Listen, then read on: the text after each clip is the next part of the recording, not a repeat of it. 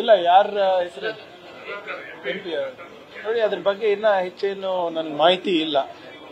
ಅದು ಪಂಚಾಯತ್ ಕಚೇರಿನಲ್ಲಿ ಆಗಿದ್ರೆ, ZP ಕಚೇರಿನಲ್ಲಿ ಆಗಿದ್ರೆ ಅದು ಮಾಹಿತಿ ಪಡೆದು ಅದಕ್ಕೇನು ಸೂಕ್ತ ಕ್ರಮ ತಗೋತೀವಿ. ಯಾರು ಕೂಡ ಕಾನೂನಿಗಿಂತ ದೊಡ್ಡವರಲ್ಲ. ಏನೇ ಇದ್ರೂ ಆಸ್ ಪರ್ ಲಾ ನಾವು ಆಕ್ಷನ್ ತಗೋತೀವಿ.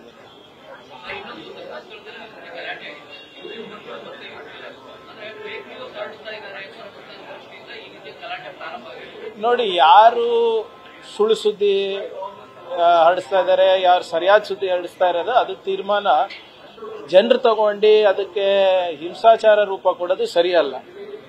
ಆಮೇಲೆ ವಾಟ್ ಎವರ್ ಇಟ್ ಈಸ್, ಇದ್ರ ಬಗ್ಗೆ ತನಿಖೆ ನಡೀತಾ ಇದ್ದಾಗ ಸೂಕ್ಷ್ಮತೆ ಕಾಪಾಡೋದು ಎಲ್ಲರ ಜವಾಬ್ದಾರಿ ಕೂಡ ಹೌದು. ಮತ್ತಾಗಲೇ ಕೆಲವು ಸಂಸ್ಥೆಗಳಿರ್ಬೋದು, ಕೆಲವು ಜನರು ಕೋರ್ಟ್ ಮೆಟ್ಟಲು ಕೂಡ ಹತ್ತಿದ್ರು, ಇದ್ರ ಬಗ್ಗೆ ಪ್ರಸಾರ ಮಾಡಬಾರ್ದು ಅಂತ. ಕೋರ್ಟ್ ಕೂಡ ಬಹಳ ಸ್ಪಷ್ಟವಾದಂಥ ನಿರ್ದೇಶನಗಳನ್ನು ನೀಡಿದೆ. ಸುಳ್ಳು ಸುದ್ದಿ ಯಾವುದ್ರ ಬಗ್ಗೆ ಇರ್ಬೋದು, ಅಥವಾ ಸಂಸ್ಥೆಗಳ ಬಗ್ಗೆ ಇರ್ಬೋದು, ಸರ್ಕಾರದ ಬಗ್ಗೆ ಇರ್ಬೋದು, ವೈಯಕ್ತಿಕವಾಗಿ ಇರ್ಬೋದು, ಅದನ್ನ ಮಾಡಬಾರ್ದು. ಅದಕ್ಕೆ ನಾವು ನಮ್ಮ ಸರ್ಕಾರದಿಂದ ಮಿಸ್ಇನ್ಫಾರ್ಮೇಶನ್ ಬಿಲ್ ಅನ್ನ ನಾವು ತರ್ತಾ ಇದ್ದೀವಿ. ಅದನ್ನ ಜಾರಿಗೊಳಿಸಿದಾಗ ಸ್ವಲ್ಪ ನಿಯಂತ್ರಣ ಆಗುತ್ತೆ. ಆದ್ರೆ ಯಾವ ಸುದ್ದಿ ಸುಳ್ಳು, ಯಾವ ಸುದ್ದಿ ನಿಜ ಅಂತ ತೀರ್ಮಾನ ಜನರು ತಗೋಬೇಕಾದ್ರೆ ಅದಕ್ಕೆ ಸರಿಯಾದಂಥ ಪುರಾವೆಗಳು, ಸಾಕ್ಷಿಗಳು ಇರಬೇಕಾಗ್ತದೆ. ಸೊ ಏನೇ ಇದ್ರೂ ಕೂಡ ಈ ಕಾನೂನನ್ನ ಕೈ ತಗೊಳಕ್ಕೆ ಯಾರಿಗೂ ಕೂಡ ಅವಕಾಶ ಇಲ್ಲ. ಇಲ್ಲ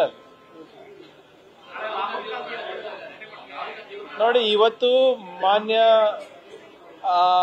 ಲೋಕಸಭಾ ವಿರೋಧ ಪಕ್ಷದ ನಾಯಕರು 1:15ಗೆ ಮತ ಕಳ್ತನ ಹೇಗೆ ಕರ್ನಾಟಕದಲ್ಲಿ ಆಗ್ತಾ ಇದೆ ಅಂದ್ಬಿಟ್ಟು ಅದರ ಪುರಾವೆಗಳು, ದಾಖಲೆಗಳು ಬಿಡುಗಡೆ ಮಾಡ್ತಾರೆ. ಅವ್ರ ದಾಖಲೆಗಳು ಬಿಡುಗಡೆ ಆದ್ಮೇಲೆ ಎಲ್ಲರೂ ತಮ್ಮ ಹತ್ರ ಸೇರುತ್ತೆ. ಅದಾದ್ಮೇಲೆ ತಾವೇ ತೀರ್ಮಾನ ತಗೊಳ್ಳಿ, ಎಲೆಕ್ಷನ್ ಕಮಿಷನ್ ಅವರು ನಿಜವಾಗ್ಲೂ ಫ್ರೀ ಅಂಡ್ ಫೇರ್ ಇದರ ಇಲ್ಲ ಅಂತ, ಅಥವಾ ಯಾರಾದ್ರೂ ನಿಯಂತ್ರಣ ಮಾಡ್ತಾ ಇದ್ದಾರೆ ಅಂದ್ರೆ ಯಾರು ನಿಯಂತ್ರಣ ಮಾಡ್ತಾ ಇದ್ರೆ, ಯಾರಿಗಿದ್ರಿಂದ ಲಾಭ ಆಗ್ತಾ ಇದೆ ಅಂದ್ಬಿಟ್ಟು ತೀರ್ಮಾನ ನೀವೇ ತಗೊಳ್ಳಿ. ಇವತ್ತು 1:15ಗೆ ಎಲ್ಲ ದಾಖಲೆಗಳು ತಮ್ಮ ಮುಂದೆ ಇರುತ್ತೆ.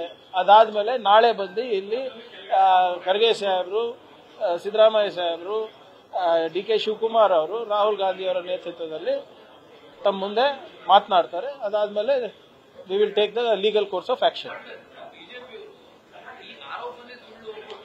ನಾವು ಆರೋಪನೆ ಮಾಡಿಲ್ಲ. ಇನ್ನ ನಾವು ಏನ್ ಆರೋಪ ಮಾಡಿದೀವಿ ಹೇಳಿ? ನಾವು ಮತ ಕಳ್ತನ ಆಗಿದೆ, ಅದ್ರ ಸಾಕ್ಷಿ ಕೊಡ್ತೀವಿ ಅಂತ ಹೇಳಿದೆ. ಬಿಜೆಪಿ ಅವ್ರು ಯಾಕ್ರಿ ಎಲೆಕ್ಷನ್ ಕಮಿಷನ್ ಸ್ಪೋಕ್ಸ್ ಪರ್ಸನ್ ಆಗಿದ್ದಾರೆ?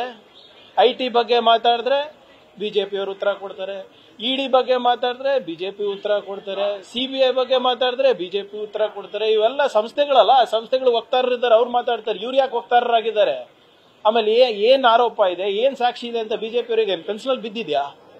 ಸುಮ್ಮನೆ ನೋಡಿ, ನಾವು ಕಾಂಗ್ರೆಸ್ನವರು ಹಿಟ್ ಅಂಡ್ ರನ್ ಮಾಡೋರಲ್ಲ.